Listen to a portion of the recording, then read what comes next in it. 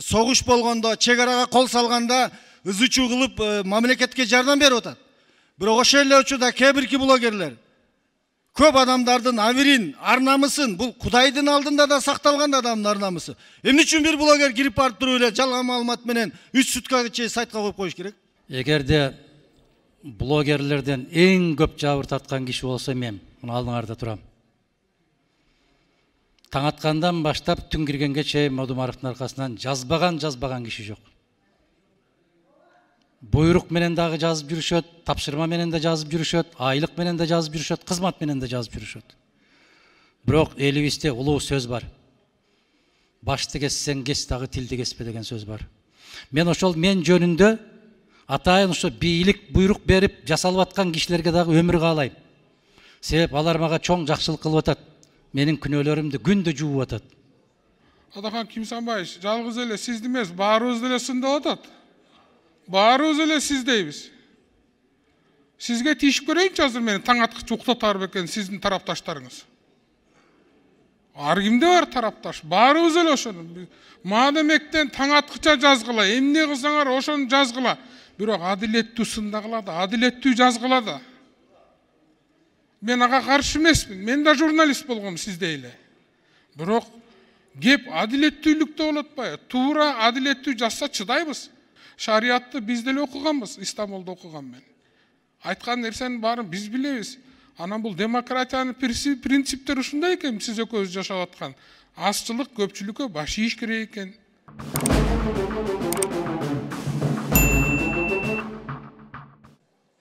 Урматтуу төрага, урматтуу депутаттар, азыр мен сиздер менен бир эки нерсени бөлүшкүм келип атат да.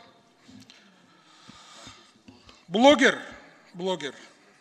Это человек, который создает и ведет блог в интернете, где публикует свои мысли, идеи, рассказывает о своей жизни и делится своими знаниями по определенной тематике. Теперь журналист собирает информацию и распространяет ее средства массовой информации, это СМИ.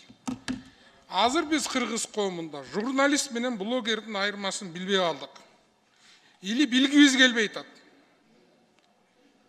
Мына блогерлер бар эмес. Каалаганын кылып атат азыр коомду. Бир микрофонду көтөрүп алган, артынан бирөөнү тарттырып алганда, каалаган жерине барып, каалашынча кирип, каалаган мамлекетти көргөнүн кечиресиздер ит акмагын чыгарып атышат. Ал эми журналист болсо, ал башка, ал информацияны чогултат, ал изилдейт. Андан кийин гана барып элге маалымат берет. Блогерлер да коомго кээ бир блогерлер коомго пайда алып келип атат. Бирок кээ бир алып келген жок да. Коомду кайра чалып атат алар. Дастан Далабаевич, ушул жерде ушул экөөнүн айырмасы же блогерге карата бир кандайдыр бир мыйзамдык чаралар барбы, жокпу? Бизде массалык маалымат каражаттар жөнүндө мыйзам бар, бул башка мыйзам. Анықтаманы жазабыз десек жазса болот, бирок менин оюмча мен юрист катары айта кетсем, чынында эле азыр блогер болобу, журналист болобу, алар азыр уже мындай алардын айырмасы жок болуп калды. Туура айтасыз аны. Кандай жазабыз аны билбейм. Мисалы кээ бир блогерлер эртең менен чыгып алып, жаңылыктарды өзүнчө чыгарышат. Алар ким, журналистпи, журналист эмеспи? Кээ бир журналисттер кичинекей сайтты ачып, блогер катары иштеп атат, журналист катары иштеп атат. Эми азыр мындай граница болуп калбы? Жок, ачык эле айтсам. Интернетте биз аныктаманы берсек дагы, 100 жолу кандай кылбасак дагы аныктаманы биз бирок эчтеке кыла албайбыз да. Өтө туура. Тенденция уже ушундай болуп калды эми, балбаксарлык. Ооба, журналист менен азыр блогердин айырмасын билбей калдык. Бирок коомчулук, билимдүүлөр билебиз, журналист ким экенин, блогер ким экенин. Кудай буйрса, экинчи окууда Кыргызстандын, кыргыз элинин, кыргыз коомчулугунун кызыкчылыгы үчүн мыйзам чегине алып келиш керек блогерлерди. Бирок бул массалык маалымат каражаттар жөнүндө мыйзамга эч нерсе эмес. Бул деле ошого кирет. Эми боло берет десек, кыла беребиз. Бул статьяга киргизип, блогерда бир тартипте, блогерлерде, журналисттер сыяктуу эле бир тартипте мамлекеттик органдарга жана жеке ишкерлерге, жеке чактарга кайрылганда ирети менен, тартиби менен, этикасы менен кайрылып, ошонун негизинде сурашып, ошонун негизинде элге маалыматын бере бериш керек. Майли балбакзарлыкка иш. Майли берсеңиз кат жүзүндө. Ооба, мен экинчи окууда бул боюнча дагы сизге суроону берейин, сунушту берейин. Урматтуу депутаттар, мына биз да элдин арасынан келген эл өкүлүбүз, коомдо ар түрдүү пикир болот экен. Ошон үчүн биз блогерлер менен журналисттерди биринчиден айырмалай билишибиз керек болуп атат. Экинчиден, блогерлер да мыйзам чегинде, мыйзамдын негизинде иштегенге үйрөнүшү керек болуп атат. Биз аларга каршы эмеспиз. Көп жардам берип атасыңар, рахмат. Бирок силер да өзүңөрдүн иштөө стилиңерди, иштөөңөрдү тартипке салып алыңыздар. Өтүнүч, силердин араңарга да жаман ниеттүү кишилер кирип алган, аны да көрдүк, камалып кеткендер да бар. Бирок сиздерден дагы бир жолу ушул колдонуп, ушул жерден айтып коеюн, сиздерди да мындай өзүңүздөр иретке салып алсаңыздар. Рахмат.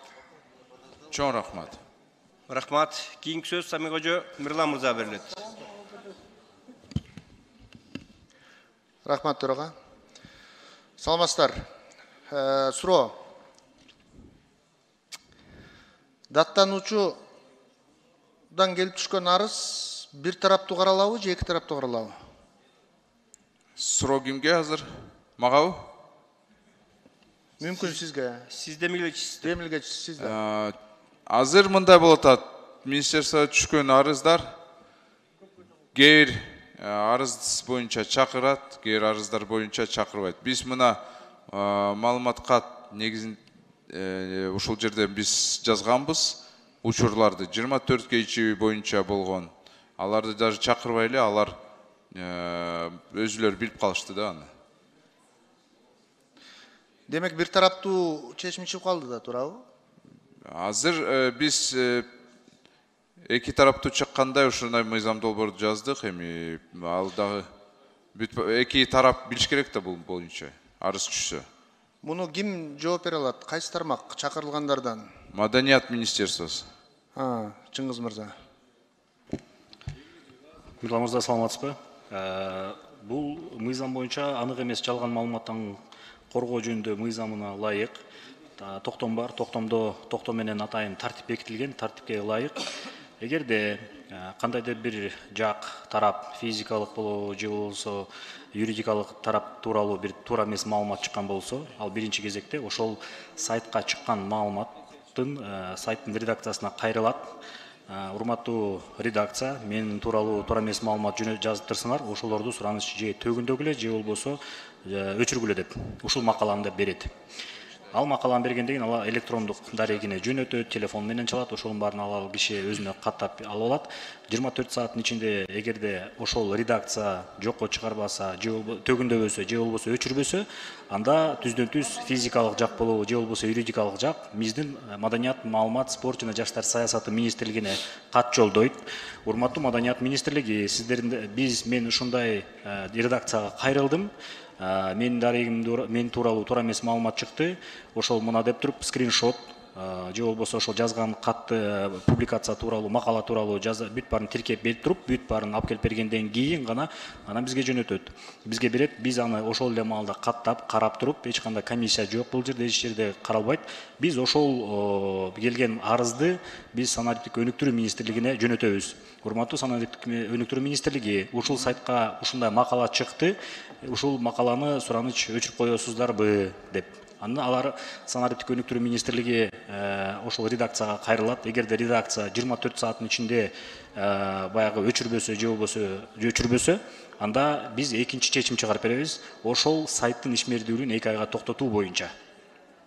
Бул жерден бир тараптуу же эки тараптуу эмес. Бул биз ошол арыз менен кайрылган жарандын бүт алып келген документтердин негизинде биз ошондо гана чечим чыгарып беребиз. Туура, Чыңгыз мырза, мындайда демек даттануучу тарабынан келген арыздын негизинде, анын топтоп келген материалдардын негизинде фактыларына таянып туруп эле сиз тигил министрликке бересиздер дагы, анан ал жактан да күч болбосо жаап коюп атпайсыздарбы?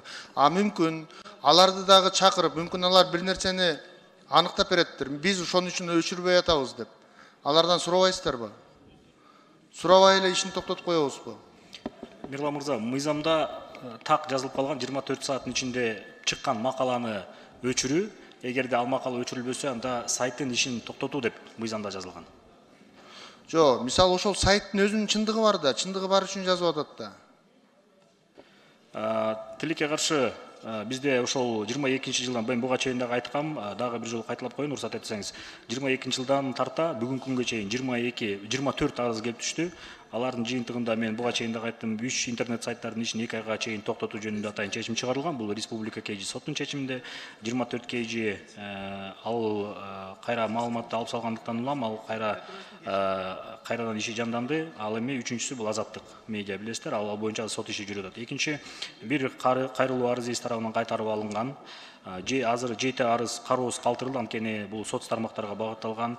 Ал эми 6 кайрылуу толук эместигине байланыштуу биз кайрылууну сунуштаганбыз, анткени толуктап материалдарыңар толуктап алып келип бергиле, биз дагы бир жолу карап беребиз деп, бирок алар ошол бойдон кайрылган жок. Анан кийин 7 маалымат сайттары ыктыяр түрдө 7 маалымат сайты ошол өзү туура эмес маалыматты чыгарган үчүн ошолор өздөрүнүн жанагы маалыматтарды алып салды. Ал эми бүгүнкү күндө дагы бир арыз каралып жатат азыр. Бул жерде бир аз бүдөмүк нерсе бар, ооба мыйзамга таянып атасыздар. Мүмкүн ошол жерде дагы бир чикилик болуп калбаса экен деп атабыз да. Бир сайт чындап эле туура нерсени жазса, туура эмес деп күнөө тагып, ошол сайтты жаптырып салганга өтүп кетебиз эртең. Мен ошол нерсени айтып атам. Эми экинчи нерсе, соц тармак боюнча дагы катталган каттар келген деп атпайсыздарбы? Бирок алар соц тармак болгон үчүн каралбай турат деп атабыз, туурабы? Неге каралбай атат? Кантип ага мыйзам жокпу? Мыйзамда Кыргыз Республикасынын аймагында катталган ошол массалык маалымат каражаттары да. Ал эми социалдык тармактар бул биздин Кыргызстандын аймагында эмес, башка мамлекеттин юрисдикциясына киргендиктен биз аларга тилекке каршы чара көрө албайбыз. Урматтуу мыйзам демилгечилери, Дастан Долобаевич, ушул мыйзамга мисалы соц тармакта азыр баленин баары соц тармакта болуп атат да. Соц тармакка катталуу боюнча биздин өлкөдө бир адам 10 адам болуп катталып алып, жанагы фейктер болуп атпайбы, туурабы? Жүзү жоктор. Ошолорду көзөмөлдөө боюнча, мисалы бир адам өзүнүн паспортунун аныктамасы менен гана киргенге мүмкүнчүлүк кылсак болобу? Техникалык жактан бул өтө оор болот. Бир эми билесиз, мисалы ушундай чечим чыкса, Минкульттан бир баракчаны Facebooktан алып салгыла десе, аны албаса эмне кылат? Толук эле Facebooktу жабабы, мисалы. Ошон үчүн бул фейктер менен күрөшүү эмес, бул мыйзам, бул массалык маалымат менен каражаттар менен күрөшүү болуп атпайбы азыр? Массалык маалымат каражаттарын азыр билип атасыздар, көрүп атабыз баарыбыз тең эле. Массалык маалымат каражаттары деген профессионал журналисттердин ишмердүүлүгүн фейктер басып кетишти да. Фейктер каттап кетти да. Биз ошолордон биринчи коргонуу чарасын көрбөсөк, эртең мына ушул сыяктуу мисалы бул мыйзам жакшы мыйзам. Жакшы. Бирок ушунун ичине деп атабыз биз. Ошол фейктерден коргонуу боюнча анык эмес маалыматтарды ошолор чыгарып атпайбы? Жүзү жок адамдар чыгарып атпайбы соц тармактардан? Мен ошону айтып атам. Туура айтасыз, мен сизге кошулам, бирок ошол эле кезде мен айтып аткандай техникалык негизинде бул күрөш өтө оор. Негизи ошол компаниялар менен биздин мамлекеттин бир орган сүйлөш керек. Туура. Макулдашууну түзүш керек. Ошол эле негизинде ушундай мүмкүн жумушту кылса болот. Мындай чындыгында билбейм кантип иштейт анда. Санарип министрлигинен барбы? Саламатсызбы, Мирлан мырза.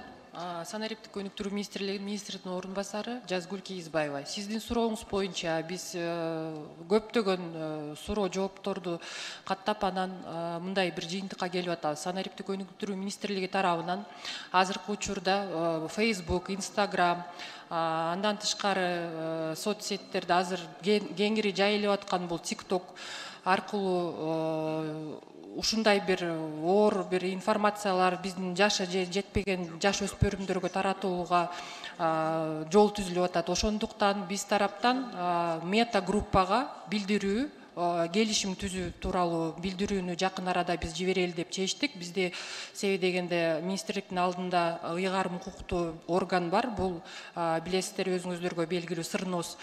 Ал служба аркылуу биз ошондой макулдашууларга эгерде келсек, анда ошол маалыматтар жокко чыгарат деп ойдобуз. Жок, күчүңөр жетеби? Биз мамлекет катары күчүбүз жетеби? Ар бир адам өзүнүн паспорту менен гана кире алат соцсетке. Мисалы, Мирлан Самый кожомунбу, мен Мирлан Самый кожобойдон эле калам соцсетте деле. Жарандарды техникалык жабдыктар бизге ага жол бере албайт. Чындап айтканда, азыркы учурда андай мүмкүнчүлүктөр бизде жок. Демек күчүбүз жетпейт. Мен ушуну эле айтайын, сурайын деп атам. Биз мына мамлекетпиз деп атабыз, биз антебиз, бинтебиз деп атабыз. Мына ушул нерсени ооздуктаганга дагы чара көрүш керек деп ойлойм. Рахмат.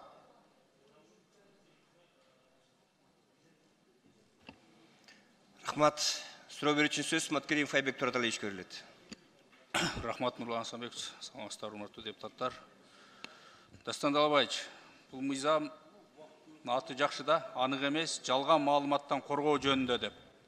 Бирок биз иштеп жаткан мыйзамдын кээ бир сөздөрүн алып салуу менен биз анык эмес маалыматтан коргоо эмес, биз ошол анык эмес маалыматты тараткан адамды коргоо жөнүндө жолго түшүп калгандай болуп атат да. Сиз кандай карайсыз ошого? Эмнеге ушундай ой пайда болду?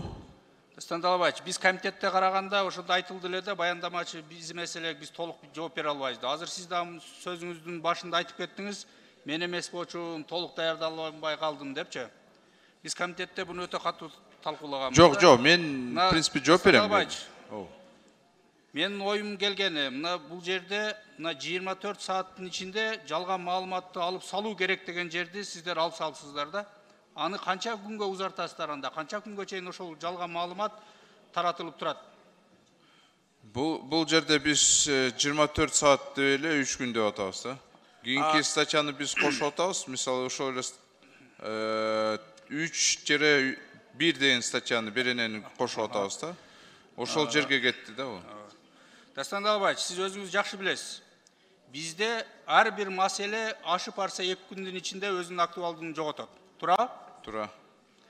А эгер сизди же мени туура эмес маалымат менен жамандап, туура эмес маалыматтарды чыгарып койсо, 3 күндүн ичинде сиз менен биздин айыр эмне болот?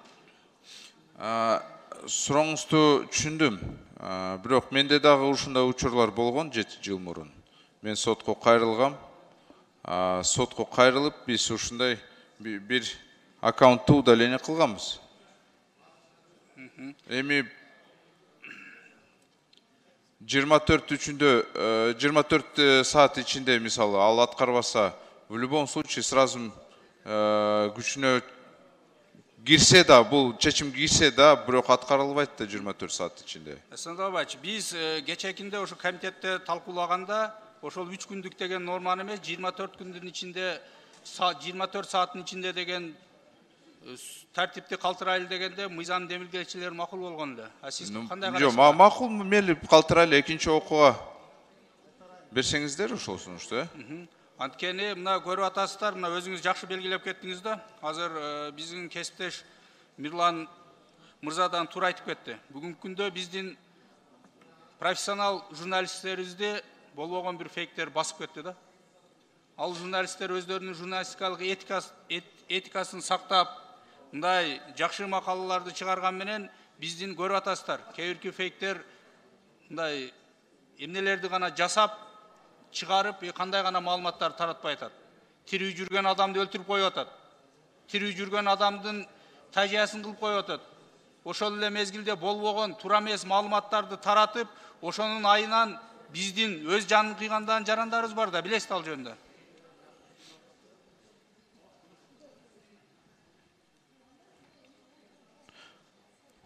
Айбек Тураталиевич, ошол сунушту экинчи окууга берсеңиздер 24 саат боюнча.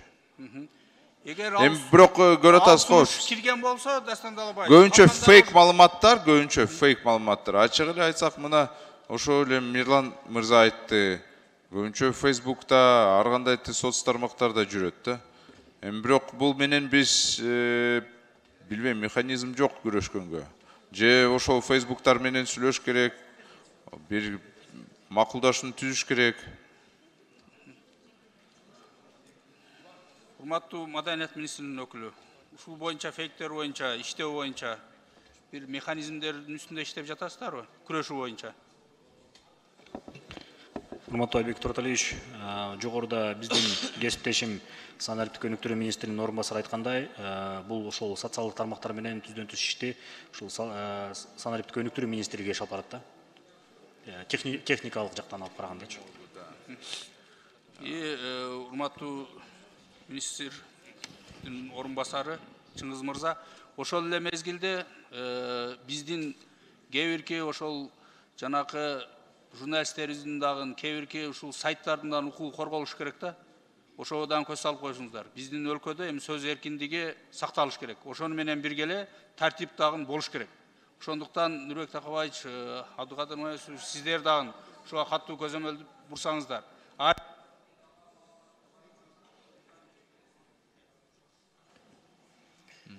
Рахмат, эске алыңыздар. 6-чы процедурный. Чоң рахмат. Мален Абдрахманович, кечиресиз. Мындайда, урматтуу төрага, урматтуу депутаттар, мына мыйзамды биринчи окуудан же өткөрбөй муунтуп салыш керек, же күн тартибинен алыш керек. Себеби биринчи негизги себеби бул мыйзамдын демилгечиси жана ошол баяндамачысы жок болуп атат. Дастан Далабаевич, урматтуу депутатыбыз, мен бүгүн даярдыксыз келип алыпмын деп атат. Жок, мен айтып Бул жерде министр цифровизациянын орун басары жана тиешелүү органдар турат, жооп бере турган. Эмне үчүн Конституцияда бир депутаттын, чиновниктин, жөнөкөй адамдын ар намысы тебеленбеш керек деп жазылып турат, а булар мыйзамда ар намысы тебеленип, жалган маалыматтар менен аны бүт жерге жексен кылып бүтсө дагы 3 суткага чейин, 3 суткадан дагы көп убакытка чейин жөн койгула деген мыйзамды сунуштап атат бул Дастан Далабаевич. Буну урматтуу депутаттар, мынаны карайлы. Сабурдуу адамдар жүрө берет экен, ар намысы тебеленсе. Бирок кээ бирки адамдар инсульт болуп калып атат, жалган маалыматтар чыгып 3 сутка сайтка койгондо. Аларга эмне үчүн биз чара көрбөшүбүз керек? Бул келип алып бул жерде маалымат баяндамачы жок, баяндамачы келсин, адамдын укугун коргойлу. Бул жерде биздин депутатыбыз туура айтты, блогерлер боюнча. Да, блогерлердин жакшылары да бар. Согуш болгондо, чек арага кол салганда ызычуу кылып мамлекетке жардам берип атат. Бирок ошол эле учурда кээ бирки блогерлер көп адамдардын абирин, ар намысын, бул Кудайдын алдында да сакталган адамдын ар намысы. Эмне үчүн бир блогер кирип барып туруп эле жалган маалымат менен 3 суткага чейин сайтка коюп коюш керек? Мына мурунку мыйзамда 3 суткада алыш керек эле. Бул такыр эле убактысын жок кылып келип алыптыр бүгүнчү. Шалибек Карыбеков, сүйлөштүк го 24 саат деп калтырабыз. 24 саат дегенди силер жок кылып келип атасыңар. Эми калтырабыз го дедим го эми. Калтырба, кана жазып койбойсузбу калтырсаңыз? Эми экинчи окууда азыр экинчи окуу деген ал жалганчы деген сөз. Эмне үчүн биринчи окууга жазган жоксуз? Бул биринчи окуудан эптеп никебизди кыйып алайлы, өзүбүз билебиз деп атасыңар. Шалибек Карыбекович, биринчи окууда мындай чет өлкөнүн тыңчылык мыйзамдарын кыргыз коомуна киргизбегиле. Биздин кыргыз улутун жамандап атасыңар. Кыргыз улутун намысын тебелеп, керек болсо мамлекеттик ишмерлерди бүт барын абирин төгүп атасыңар. Илип коет экенсиңер дагы чектеп айтасыңар. Кана мен суроомо жооп бериңчи. Кайсыл орган бүгүнкү күндө абири тебеленгендин сайтын барып туруп жоопкерчиликке тартты? Президенттен баштап катарда карабат түркөнгө чейин абирин төгүп атышат, жүрүшөт. Эч ким ага чара көргөн жок. Ошон үчүн бул мыйзамды ийлеп, сунуштарды берип, блогерлерди кошуп, тартипке салып, сонун кылып, бир гүл кылып алып чыгайлы, анан кийин өтө тургандай болуп. Шалибек Карыбекович, бүгүн буну же күн тартибинен алайлы. 24 саат деген биз экинчи окууда алып салабыз. Биринчи окууда сиз билгендей концепцияны кабыл алабыз да, концепция.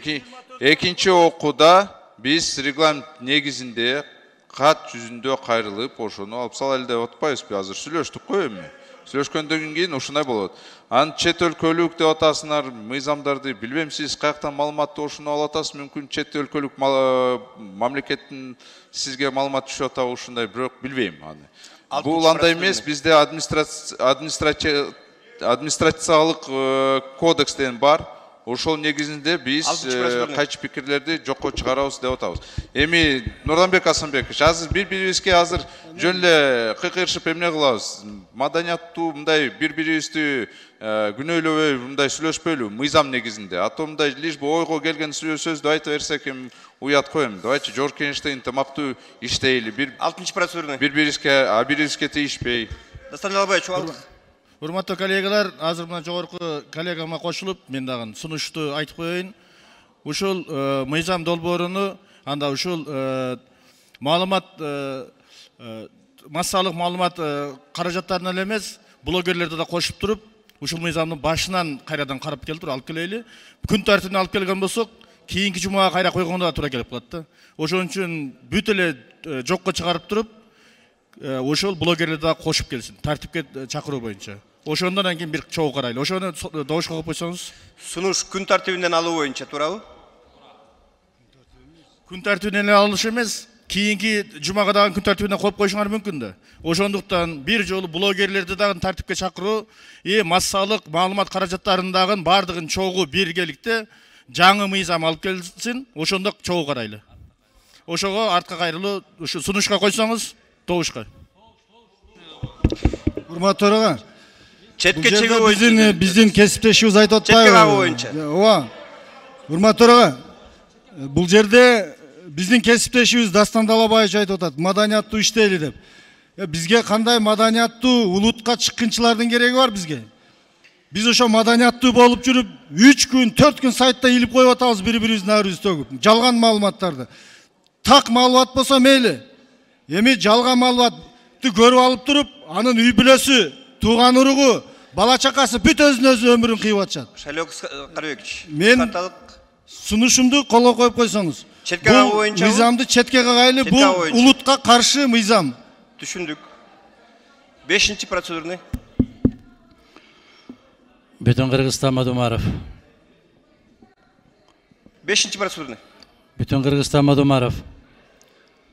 Урматтуу кесиптештер, эгерде блогерлерден эң көп жабыр тарткан киши болсо мен, мына алдыңарда турам. Таң аткандан баштап түн киргенге чейин Мадумаровдун аркасынан жазбаган киши жок. Буйрук менен дагы жазып жүрүшөт, тапшырма менен да жазып жүрүшөт, айлык менен да жазып жүрүшөт, кызмат менен да жазып жүрүшөт.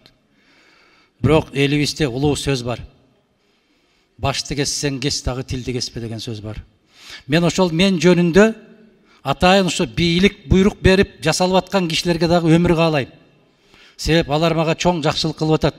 Менин күнөөлөрүмдү күндө жууп атат. Ар ким өзүнүн жообун берет.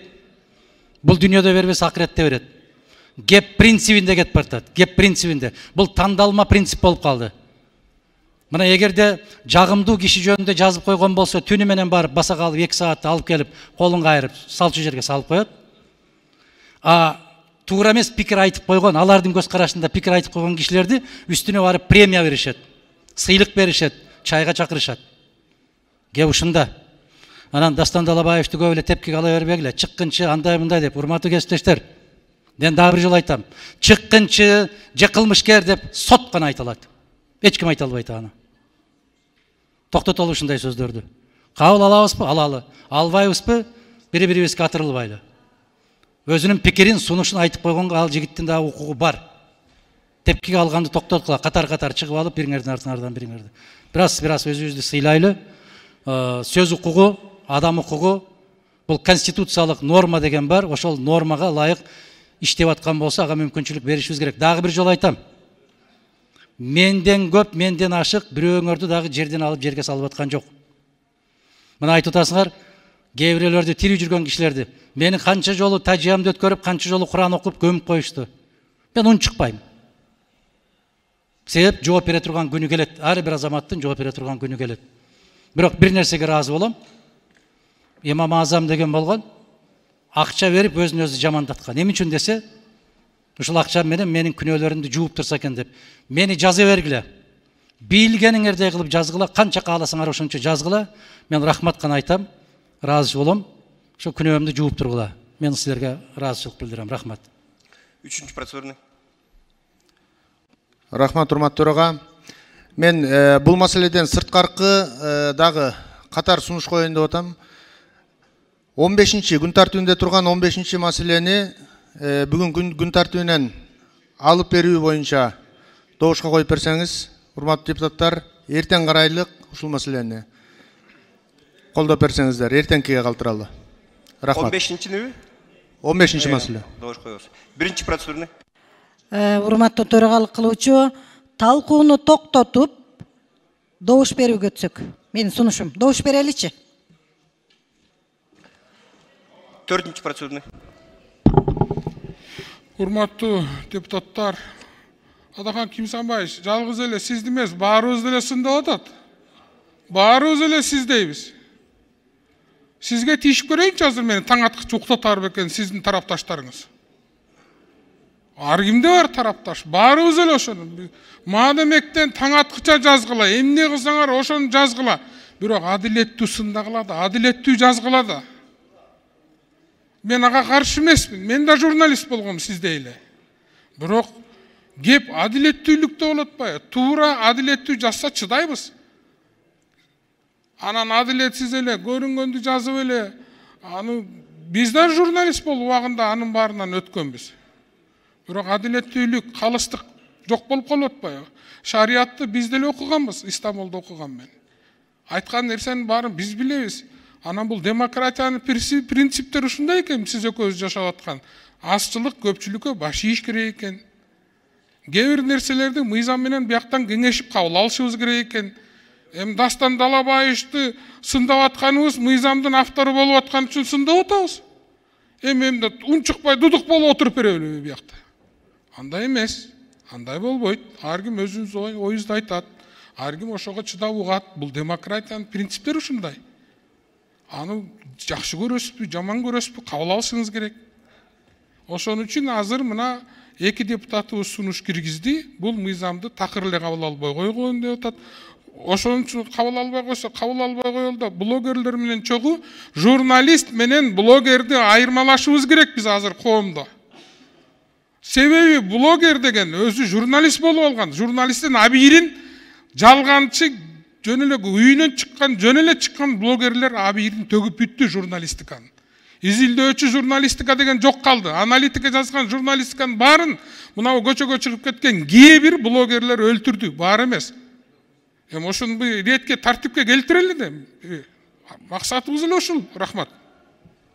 Рахмат. Экинчи процедурный. Рахмат, Асанбекович. Урматтуу кесиптештер, кээ бирлерибиз мында өтө эле акылдуу болуп атабыз да.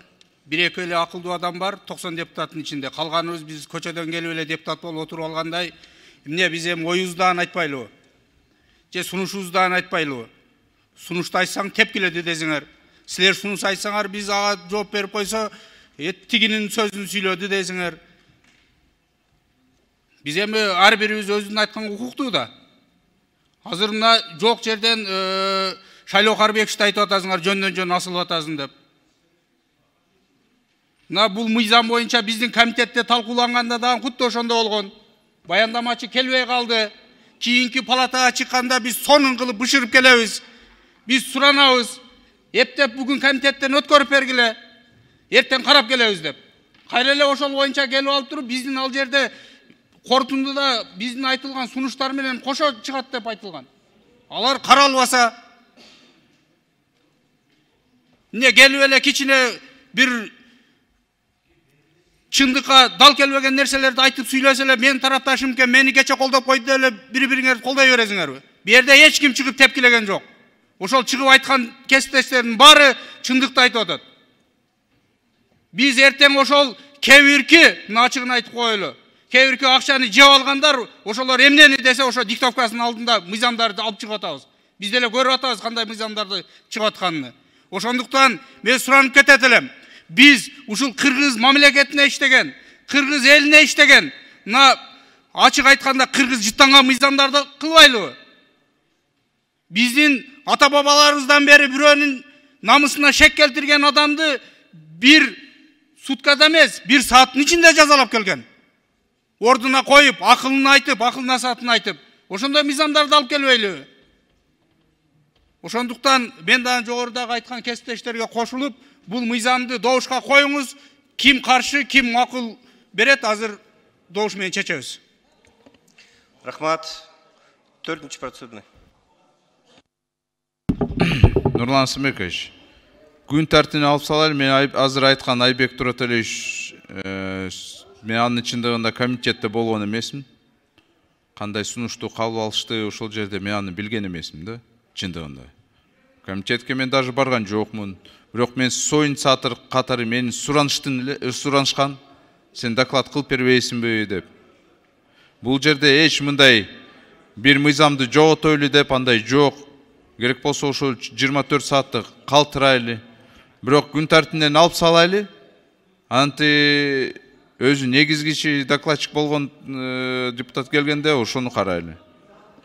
Рахмат. 6-нчы процедурный. Урматтуу төрага, мынау суроо жоопту токтотуп туруп, бул мыйзамдарга кайтарып муунтуп салайлы. Мына жерде 3-чү беренеде айтып атат. Бирөөнүн абийирин, намысын жалган жерден, бул жерде жалган жерден айыптап атса, гыйбат кылып ушактап атса, 24 сааттын ичинде укук органдарын кайрылып сайттан алдырып салсын деген мыйзамды булар жок кылып туруп 24 саат эмес, 24 жыл жамандай берсин дегенге жол ачып берип атат. Биринчиден. Экинчиден мен билбепмин, көрбөпмүн деп биринчи окуудан өткөрүп алгысы келип атат. Үчүнчүдөн мамлекетте патриот, элге иштеген, мамлекетти курам деген адамдарды деле мисалы жамандап атса, же мисалы тескерисинче Адахан Кимсанбаевич төрага болуп турганда чек араны саткан деп жалган маалымат чыгарса, Адахан Кимсанбаев 24 сааттын ичинде кайрылыш керек болсо, ошону да жокко чыгарып атышат. Мисалы, мына шарият боюнча айтып атасыңар. Урматтуу депутаттар, ошо шариятта дагы айткан бирөөнүн ар намысына жалгандан шек келтирген болсоңор жазаланасыңар деп. Бул шариятка дагы, Куранга дагы, хадиске дагы, мыйзамга дагы туура эмес деп чыгып атат булар. Ошон үчүн мындай мыйзамды биз кабыл алганыбыз өзү туура эмес, элге каршы болуп калат. Ар бир адамдын жөнөкөйдөн президентке чейин укугу сакталыш керек. Мына тебелей бер, жалган маалыматтар менен булгай бер, биз силерге жаза көрбөйбүз деген мыйзамды алып чыгып атат. Бул адам укугуну коргомуш болуп туруп, кыргыз улутуну жок кылганга келген мыйзам муну. Аркага кайтарыш керек муну. Рахмат чоң, урматтуу депутаттар. Сунуш келип түштү. Чыкпасаңыздар мен акыркы сөздү берем азыр. Экинчи микрофон. Процедурный. Акыркы. Урматтуу кесиптештер, бул мыйзамдын астында бир чоң бир бомба турат да.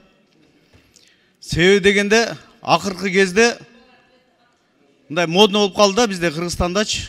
Мына бир чындыкты айтайын. Кайсы депутат же кайсы блогер өкмөттү, бийликти же бир адамды жамандаса, ошонун окурмандары көбөйөт экен, ошонун тарапташтары көбөйөт экен да. Биз качанкы каткатка жаман деп отуруп, ушул акыбалга келдик да. Урматтуу кесиптештер, бул мыйзамды мен да колдобоймун. Келиңиздер, төрага колго салгыла дагы, добушка берели дагы, буну жокко чыгарайлы. Рахмат. Чоң рахмат. Урматтуу депутаттар, сунуш келип түштү Камила Абдразаковнадан. Талкууларды токтотуп, добушка төлүк деп. Макулсуздарбы? Анда азыр Венера Калыбековна комитеттин корутундусу окуйт. Ким колдосо макулга басат, ким колдобосо каршыга басат. Макулбу? Сунушту Камила Абдразаковнун сунушун добушка коем. Добуш бериңиздер.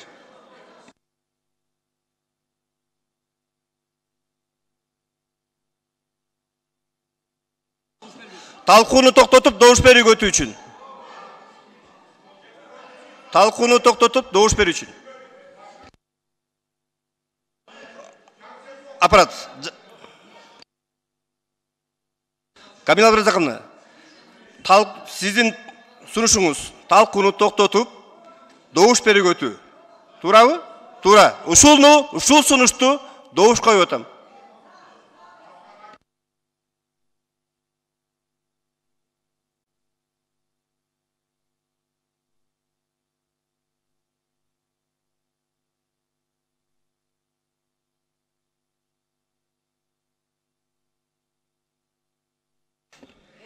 Макул 55, каршы 1, баары 56, катталды 85.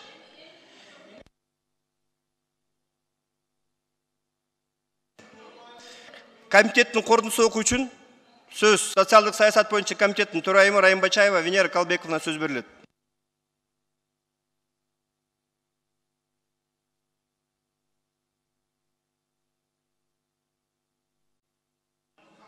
Венера Калбековна. Рахмат. Комитеттин корутундусу аталган мыйзам долбоорунун концепциясы жактырылсын жана аны биринчи окууда кабыл алуу Кыргыз Республикасынын Жогорку Кеңешине сунушталсын. Рахмат. Аппарат, кошумча каттоону ачыңыздар. Урматтуу депутаттар, комитеттин корутундусун аталган мыйзам долбоорун биринчи окуудан добушка коем, добуш бериңиздер.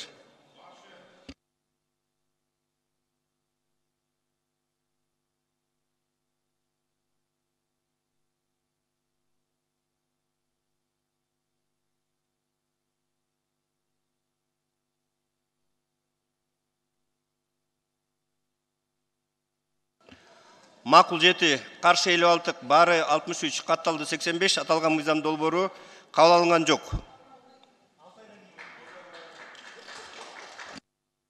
Урматтуу депутаттар,